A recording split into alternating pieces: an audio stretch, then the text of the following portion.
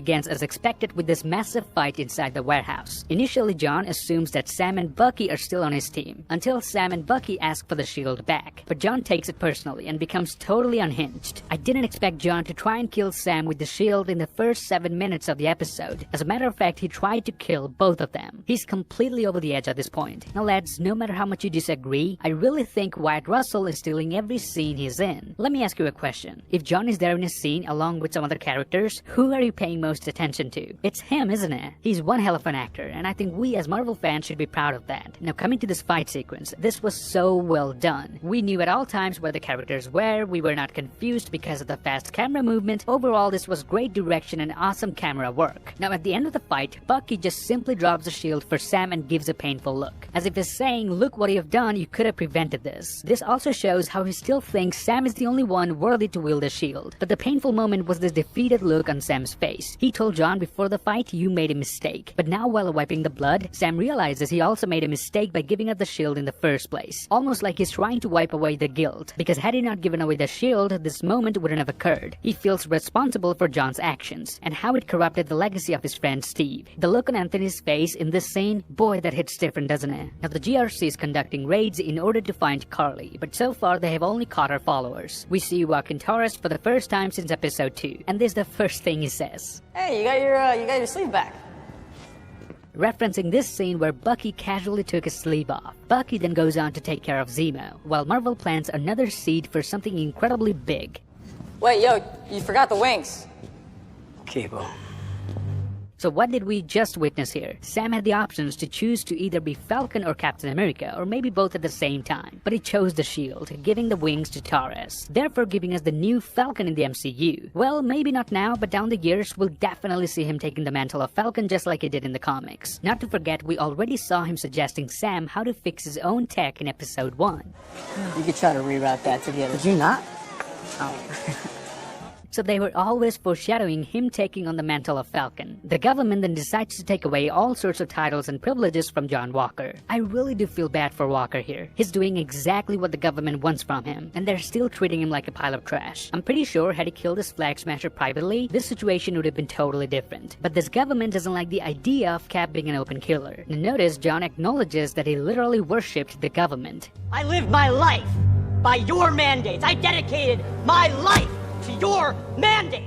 It's actually true, but he's still being treated like trash just like Steve was in Civil War. So this situation with the government is really complicated. Whether you're fighting for them or against them, they will still wind up plotting against you. This moment is going to be a big inspiration for John to turn against the government and work for some other force. Which brings us to surprise, surprise, Julia Louis-Dreyfus, aka Valentina Allegra de Fontaine. Actually, it's Contessa Valentina Allegra de Fontaine. Now this Valentina Allegra de Fontaine is not the traditional green-haired Madame Hydra. This is Contessa Val, Nick Fury's triple agent girlfriend, which is a much more interesting character than just another Hydra leader. Valentina is not really Hydra in the comics. She just poses as Madame Hydra for a while, but eventually betrays them. So buckle up lads, this is gonna be mind-blowing. We now have an evil Captain America and an evil Nick Fury. Now if you wanna know her backstory, it goes something like this. In the comics, Contessa Valentina Allegra de Fontaine is an Italian noblewoman who joined S.H.I.E.L.D. and even ascended temporarily to the rank of deputy director, becoming Nick Fury's lover. Eventually, she infiltrated Hydra and assumed the identity of Madame Hydra, though she was actually a triple agent, since before being recruited by S.H.I.E.L.D. And notice, for some reason, Marvel decided to give her a full purple outfit. Even some streaks on her hair are purple. I guess we'll only figure this out in the future. Bucky finds Zemo at the Sokovia Memorial statue, and he scares him for a minute by pulling the trigger on an unloaded gun. If you have been watching the trailer, we pretty much knew it was coming. Bucky was never going to shoot. In fact, the moment he showed up here, he always had his left hand closed like a fist, giving a hint that the bullets were always in his hands. Therefore, for the first time, he actually outsmarted Zemo, at least for the time being. Unless in the future we come to know that Zemo was always expecting Bucky to hand him over to Dora Milaje. Now notice, in the first look of the show, there were flowers and letters all over the statue, but in today's episode they were missing. Actually, if you look at the surroundings, the entire place has been redesigned since the trailer. The Dora Milaje then takes Zemo to the raft. Now this is interesting. Instead of taking him to Wakanda, they're literally handing him off to Ross. Because if you remember, Remember, the raft is basically General Ross's playground. The raft is an underwater prison created for the sole purpose of detaining enhanced individuals. This is where Cap's team was imprisoned in Civil War. Now it's almost certain that Marvel is going towards Thunderbolts. Ross will now be able to use Zemo to acquire his own team of villains. I feel like this needs a video of its own, so I'll probably talk about it in a separate video. Sam then goes on to visit Isaiah Bradley with the shield, not knowing what to do with it. But the story Marvel tells here really breaks my heart. Unlike the last time, Isaiah actually sat down and told Sam everything he has to know. Now I'm not gonna explain this scene as I want you to have your own interpretation. If you think Marvel is being woke or shoving politics down our throats, this is exactly the problem here. It's not about being liberal or conservative, it's about what's right. And if a studio as big as Marvel is at least acknowledging the oppression against black people, I think we should welcome that, whether we are from the right or left. Think about this. Isaiah Bradley did the exact same thing as Steve Rogers, but was hated for it. Steve became a hero saving the prisoners of war. That's when the military started to take him seriously. But when Isaiah did the same, he was literally jailed for 30 years, just for this one reason. They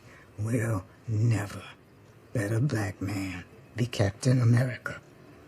And please don't think they put him in jail because they thought he broke the law. They put him in jail so that they can experiment on him to figure out why the serum worked. So they can put the serum on someone else who doesn't look like him. I mean, politics aside, this is worse than killing someone. They told his wife that he is dead and didn't let any of her letters reach him. They would have probably kept him longer than 30 years if it wasn't for a nurse who felt bad. So in all honesty, this is by far one of the most realistic scenes in the MCU. And most of what Isaiah says to Sam during this scene is very similar to the events of Truth, Red, White, and Black, which is why this episode is called Truth. Now here we assume that the events Isaiah described took place during the Korean War rather than World War II. Sam then calls his sister and says he's coming home. But notice Sam's home screen has a picture of someone standing beside a kid. This could be an old picture of Sam with his late father. Or it could be him and one of his nephews. Cut to Louisiana where Sam now has to fix the boat in order to sell it. Sam decides to call in a few favors earned by the generosity of their parents. And he gets surprised when people actually show up to return the favor. And there we see Bucky, who came here to drop this box. Just like Sam called in a few favors, Bucky used his favors from the Wakandans for Sam. Isn't this something you'd only do for your friend?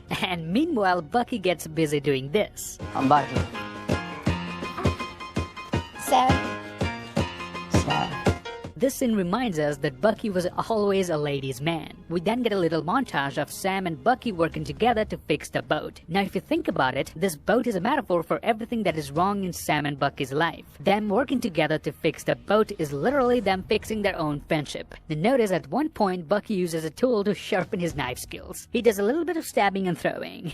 Anyway, Bucky decides to stay the night because the people of this town are super nice. John visits Lamar's parents and lies about the killer of Lamar. Nico was the one who killed Lamar. John is still in denial, but this means once he comes back to his senses, he will go after Carly, who is the actual killer of Lamar, because John did say, "And I would never let the person who did that get away." He then walks out and sees an old poster of himself that says Cap is back. This of course shows how the tables have turned for his character. But notice the color coding in the poster and the lighting on the set were intentionally kept like this, because now it foreshadows John Walker's black outfit that he will wear once he becomes the US agent. Because remember, nothing you see in a movie or a show is unintentional, especially the lighting. Directors always make sure they're getting the proper lighting they're looking for. Cut to Sharon, who's talking to Batroc over the phone, giving him a new mission. But if you listen carefully, Batroc actually says in French that he'll never work for Sharon again. The keyword here is again, meaning he has worked for her before. And she also says if it wasn't for her, he would still rot in Algerian prison. This explains why Batroc was running free in episode 1, because during the events of Captain America the Winter Soldier, Batroc was actually apprehended in Algeria, but Sharon was the one who freed him, and now she's hiring him for yet another job. Later in the episode, we come to know that Batroc is now helping the Flag Smashers by giving them weapons. So Sharon, an advocate for Power Broker, hired Batroc so that he helps the Flag Smashers? Sharon is definitely playing double agent here. Well, I think she's beyond that at this point, but she definitely has bigger fish to fry, and that's why she's helping her enemy. I think her goal here is to attack the GRC and enter the States. She's just manipulating Batroc and Carly by creating an illusion that she is helping. Coming back to Louisiana, Bucky smiles seeing Sam's nephew playing around with the shield. So Bucky realizes what the shield means to people, despite what John did with it. Bucky was worrying that this incident will destroy Steve's legacy, but this boy playing with the shield ensured Bucky that Steve's legacy cannot be erased. Which brings us to Sam and Bucky now playing with the shield, while having a conversation that really brings a clarity to their lives. Bucky admits that him and Steve had no idea what it meant to hand over the shield to a black man. When Steve told me what he was planning, I don't think either of us really understood what it felt like for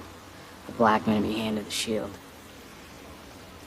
And notice as soon as Bucky said it, Sam breathes a sigh of relief, because Bucky now understands why Sam gave away the shield in the first place. This also confirms that Steve had some serious talk with Bucky before going back in time to return the stones. Steve consulted Bucky before taking such big decisions. His decision to stay back in time with the love of his life and to pass the shield to Sam. We always knew that, but it was never confirmed until now. Now I have found a very subtle detail here. We know Sam and Bucky are casually throwing the shield and playing around, but none of them are really that expert in wielding the shield yet. So how do they decide whether the shield will come back to them or their partner? I think I found the answer after watching it at 0.25x speed. Notice when they want the shield to come straight back to them, they aim for the center. But when they want the shield to go back to their partner, they aim for slightly away from the center, which results in this slight diversion. So you may ask, why am I counting this as a detail? Because this whole thing is mostly CGI. So the fact that the VFX team took their time to ensure such little detail, we have to appreciate that. Now another thing to notice here is how much Bucky trusts Sam. When Sam asks Bucky if he still has those nightmares, the nightmares of all the murders that he did, Bucky simply says, All the time.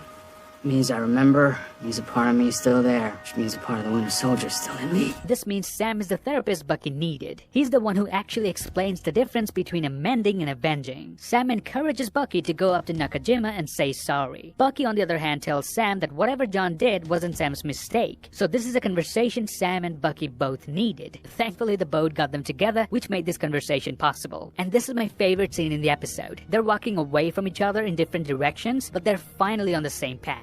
Then we get the moment we've all been waiting for. Sam finally starts to accept the shield and begins training with it. We get an epic montage, and again I found an amazing attention to detail. Notice when Sam throws the shield on a post and it comes back to him, it leaves a mark on the post after hitting it, and you can only see it for less than a second. Again, another great job by the VFX team. Because remember, any scenes of throwing the shield or the shield hitting something involves extreme level of CGI. We then see Batroc teaming up with the Flag Smashers, but all he wants is to kill the Falcon. Curly of course doesn't know Batroc has been sent by Sharon. By the way, didn't I say Batroc will appear in today's episode in my last video? So that turned out to be correct as well. Sam then comes to know that the Flag Smashers are gonna attack the GRC to prevent the Patch Act from being implemented. And that's exactly what happens. Members of the Flag Smashers infiltrate the GRC disguised as security guards. We could actually see one of them entering the facility on the big screen. Cuts back to Sam, who's now preparing to put on his new suit made with vibranium technology. I think it's a suit more or less like Black Panther's, so he can go toe-to-toe with super soldiers. Sam of course is highly skilled in combat, but he's still no match for a super soldier, let alone an army of super soldiers. So I totally understand why Marvel decided to give him a suit made with Wakandan technology. This could also mean if his new suit has wings, those could be made out of vibranium. Hell, the entire suit could be vibranium, which will mean Sam is gonna have the best stealth suit in the world. And then we get our first post-credit scene of the show. John Walker goes full Tony Stark in order to build his own version of the shield. One thing I loved about this scene is that John literally puts his Medal of Honor to some use, because now he thinks the medals are worthless, so may as well put them to use. It comes a full circle with how he told the government that you built me, and now he's using something from the government to build his own weapon.